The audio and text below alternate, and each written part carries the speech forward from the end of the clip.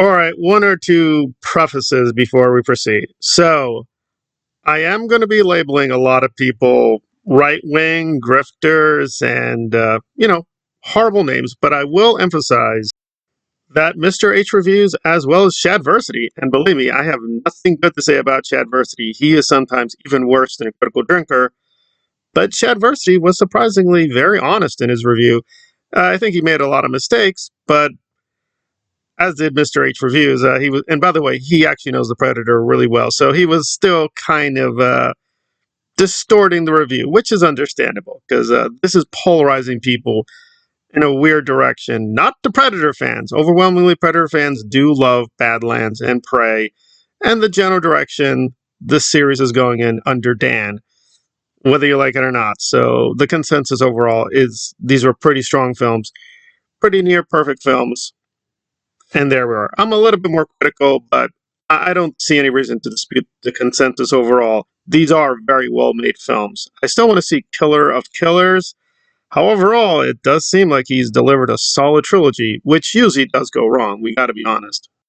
Especially compared to the abomination that was that bizarre Halloween trilogy with David Gordon Green. But now, let us get to Drinker proper, and he did not disappoint in being remarkably stupid and thick. So, Drinker was a little bit more generous when speaking with Mahler and his usual hate group, but we end up with the basic same review. However, I do think in the discussion proper, to be fair to him, he was a little bit more nuanced. But here we're getting the usual Drinker that Badlands is very woke, it's very feministy, and destroying, yes, literally destroying the Predator because it's destroying the mystique of the Predator by giving us more backstory and more details. Now, obviously, if you're an actual real Predator fan, you're going to be kind of head scratching because added details and more about the lore has been canonical since the early 90s. So it seems Drinker has really not looked at anything but the movies, and that is a fair point of view. However, you don't want to make these categorical statements that Predator is dead when your consumption is mainly just the films and only the films and drawing really bad conclusions. Humanization of the Predator and a possible romantic relationship with a fucking androids. Stuff like this is why women's fiction should be Well, I have to say, this is why I really don't like Drinker. Like, there's perfectly good criticism from a sociological point of view. And again, I don't want to be over intellectual here. It's perfectly fine to react to the audience or their larger context of a film. That is totally legit. The problem is he does it all the time. He's not judging the film. He's saying the fan base of the film is corrupt. Rotten Tomatoes is corrupt. So on and so forth. And those are solid points. The Rotten Tomatoes score system, to put it mildly, seems fundamentally broken. That said, you really could make a strong case that this is as good or better than the original, which I don't think that's true. I do think the original is still the king. Prey is probably the closest that it's going to come as a competitor, but still, I think it does hold up. However, Badlands does improve on several things from the original, and I think this is one of the key dilemmas with Drinker is he's coming in with such a skewed point of view that he just assumes the Predator is like a dumb monster, right? Even a villain. And to be sure, if you're not paying attention, I'm sure many Predator fans do think this. That's not true. That's not in the first film. That's not there. Shadversity also made that mistake that somehow the Predator is some kind of evil psychopath. No, they're just hunters. Humans are in their way. That is it, right? They're looking at human beings as either prey or competitors. It's not like they have malevolence towards humanity. That is not the POV of the Predators. And we get that a lot here with Deck. Deck is just trying to prove himself right to his clan by gaining a trophy. But he doesn't mean to, quote, even harm or destroy this planet he's on. That's not the point. He's just trying to do a competition, win the competition, There you go.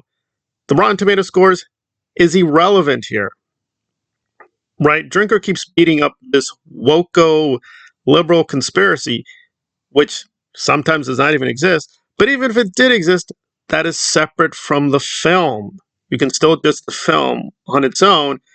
Instead, he just jumps to there's a female character, there is some kind of romance.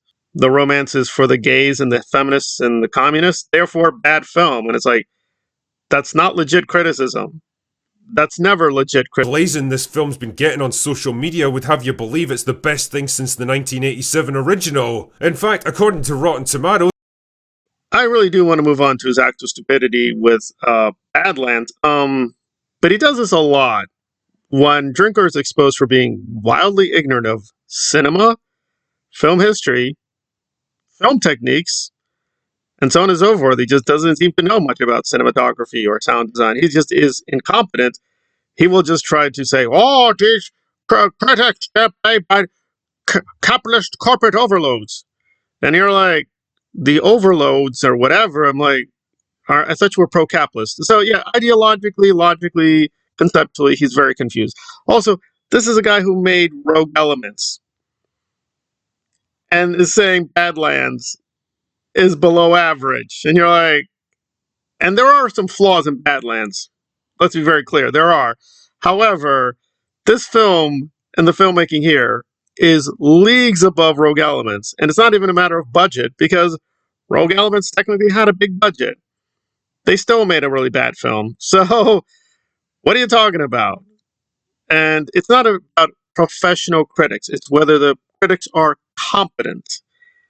And many of them are more competent than Drinker. They may be corrupt in certain ways, but like Drum Dums, I don't even have to say it. John Campea knows more about film than Drinker. Not by much. They're both very close to being stupid, but I'd have to give it to Campea.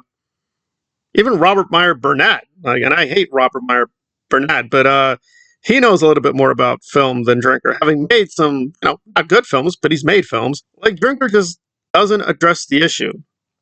Like, what is the problem with Badlands? I don't know. After this review, I'm still not clear. What is his issue? of environmental design, chaps. Anyway, for that reason, I'm gonna call it Generic Alien Planet Number 1, because that's all it is. This is also where we meet our main man, Deck, but henceforth I shall name him Lumpy, because it gives me literally seconds of amusement, and I need to take whatever wins I can get from this one. Anyway, Lumpy is preparing to go on his first hunt so that he can become— Well, I don't even know where to begin. For one thing, that's not true. The planets we're shown have very distinctive environments. There's actually a lot of creativity involved. He just doesn't know the craftsmanship in building worlds, but we'll put that aside. He's literally just stealing from Mahler. It's Mahler's kind of MO when he does his bad rage reviews to like, oh, I'm going to give you a nickname. That's your nickname. I also find them confusing. Like, for instance, with the Captain Marvel review. And by the way, I agree with him with Captain Marvel. It's a really terrible film. I actually agree with him. I'd actually say it's worse than he makes it seem, because I actually read the comics. However, he kept calling Brie Larson Plank. And I'm not joking. I was like, Plank? And I was for hours confused about what did he mean? I was like, oh, he meant Brie. And we'll put aside how ugly and stupid Mahler is. But whether you like Brie Larson or not, I mean, she is very talented and very beautiful. I mean, I just don't understand their criticism that Brie Larson is some untalented hack. She is very talented. I mean, she can sing and act. You may not like the way she looks. Fine, there you go. But I don't know. I think she's very attractive. And I have many issues with Captain Marvel and the Marvels, but I can't really fault her act. Her acting is actually pretty great. Even when the jokes are pretty bad, she does put quite an effort in. And here, at least, I will concede one major issue, which I actually had a bigger problem than even Drinker, that, yes, the tone of the film is sometimes very confusing. Dangerous animal on the planet and return victorious to generic alien planet number 1 so that he can take revenge on his toxically masculine dads. I mean, call me crazy here, but why not just go straight back there and kill him anyway? I mean, it's not like he's gonna have you back even if you do succeed. Whatever.